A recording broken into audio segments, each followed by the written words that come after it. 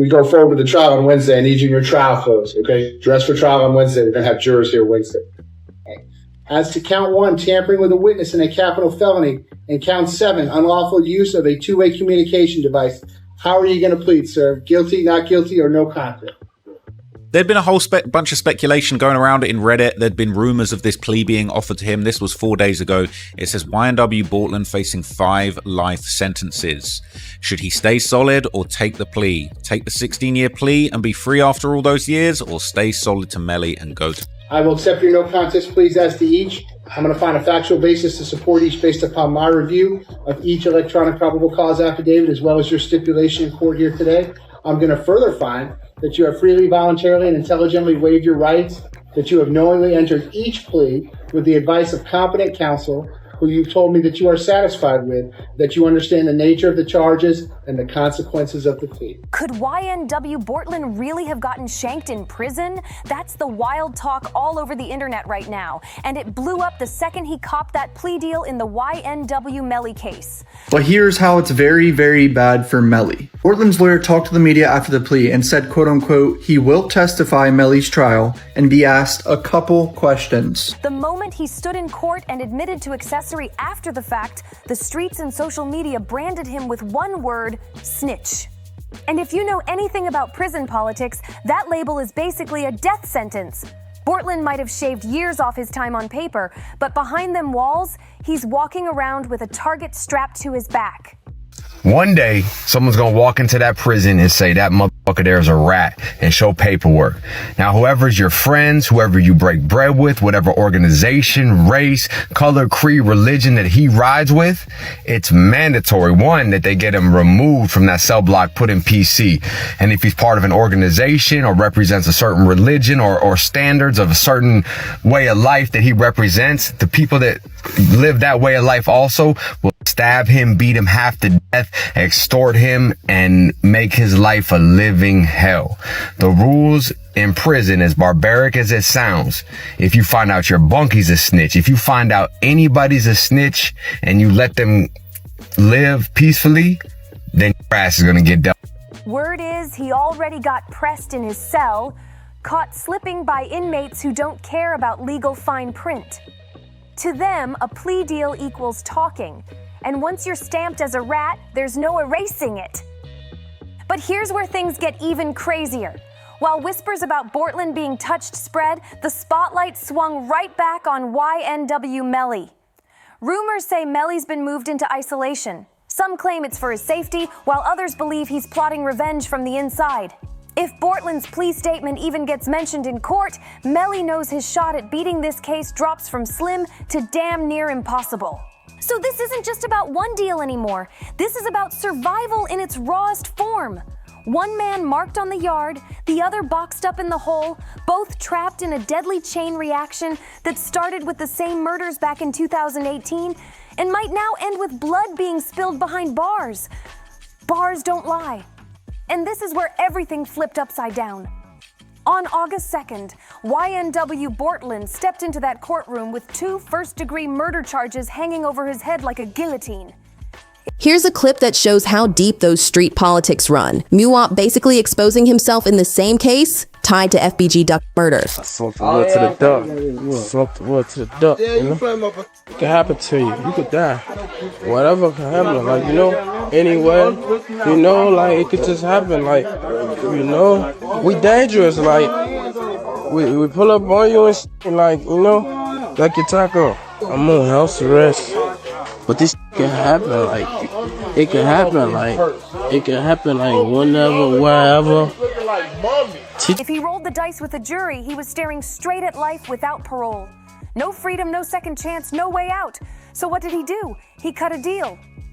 And tonight, disturbing surveillance video showing the murder of South Florida rapper XXXTentacion and the moments leading up to it. The 20-year-old was killed back in June, and 4 men have since been indicted.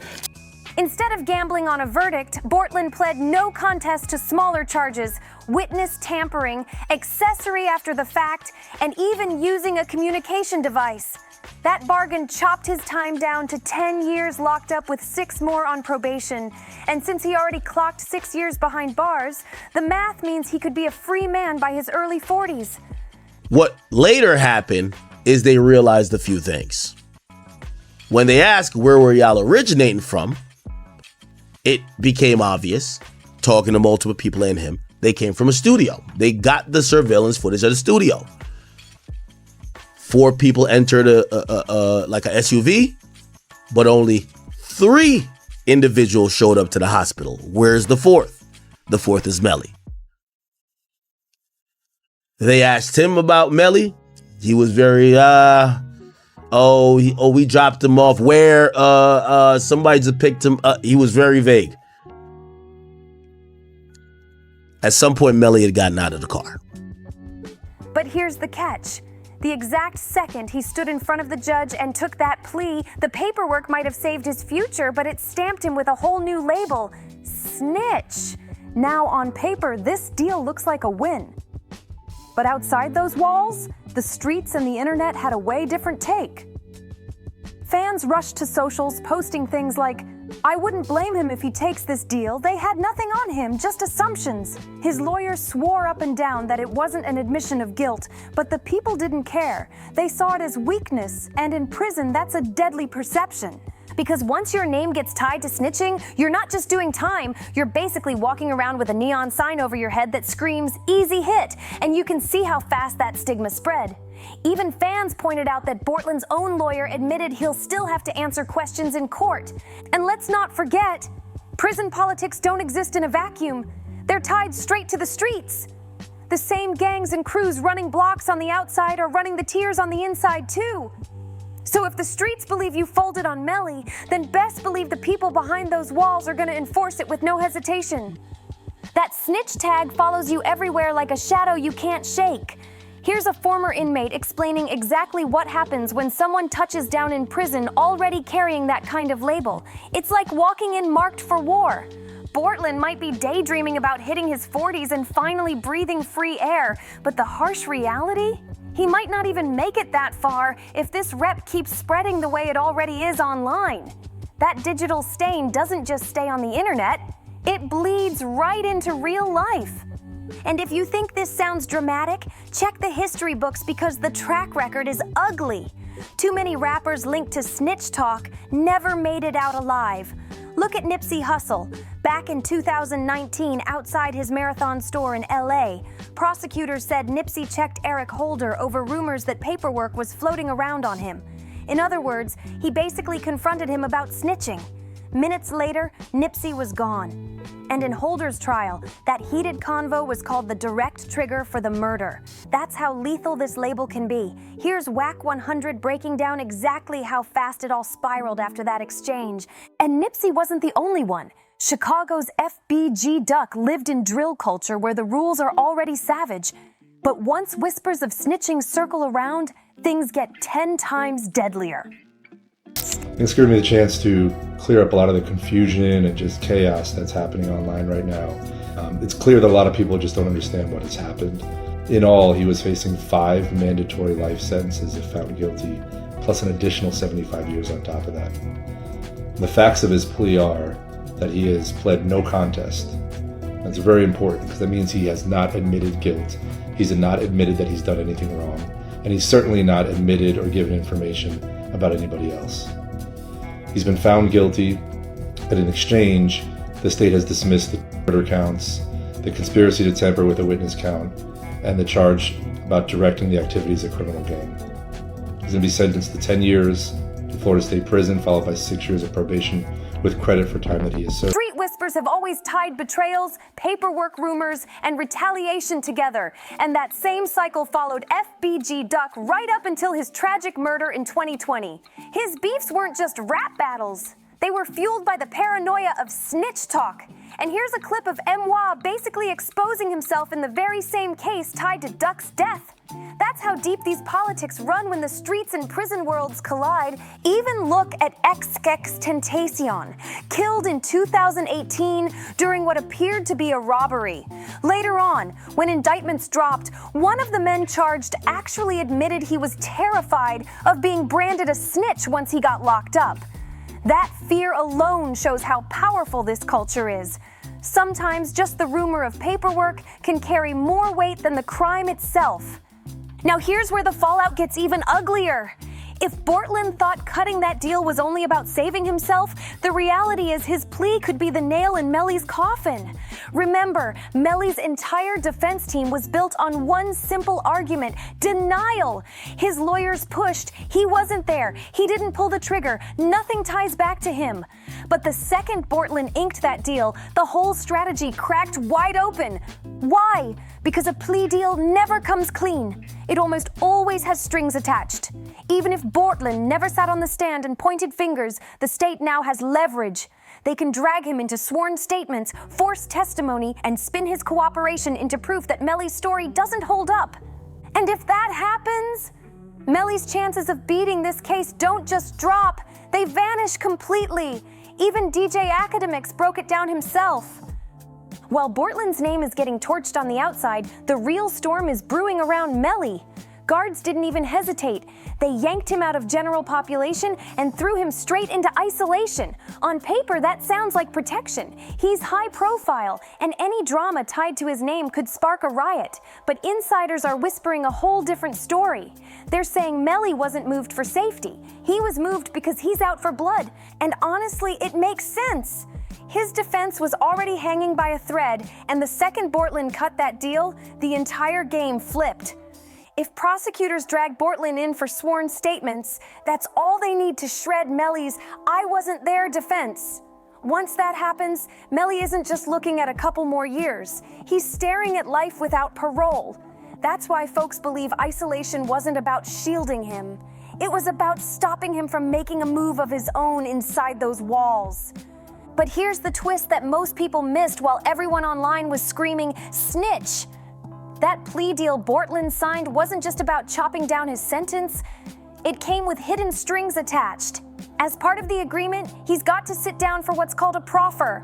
And in plain terms, that's a sworn statement session where he's locked in a room with prosecutors, forced to lay out his side of what really went down. And this is where things get straight up dangerous for Bortlen.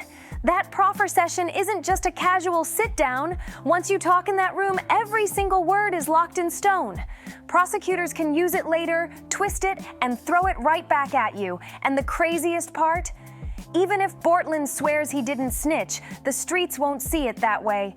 To them, the fact that he's even in the room with prosecutors is already enough to stain his name forever. This is why fans and bloggers are losing their minds online. Some are saying Bortlen basically signed his own death warrant, either in court or in prison. Others believe he had no choice because the system had him cornered. But let's be real. In the rap game, perception is everything. And right now, that perception is screaming that Melly's closest ally just handed the state a loaded weapon. And you already know Academics had to weigh in. He broke it down saying that Bortlen's cooperation, even if limited, gives prosecutors leverage they didn't have before. That means they can tighten the screws on Melly's defense and make his whole "I wasn't there" story crumble to pieces. So now the question isn't just about whether Melly can beat the case, it's about whether Bortlen can even survive the fallout from it. Because once you're painted as the weak link in a case this heavy, both the streets and the system got their eyes on you. And if history taught us anything, that's a deadly position to be in. The craziest part? This whole thing is turning into a ticking time bomb. Social media is split right down the middle. Some fans are screaming that Bortlen did what he had to do to save his own life, while others are calling him a walking L who just put the final nail in Melly's coffin. And when the internet moves like this, the noise doesn't stay online.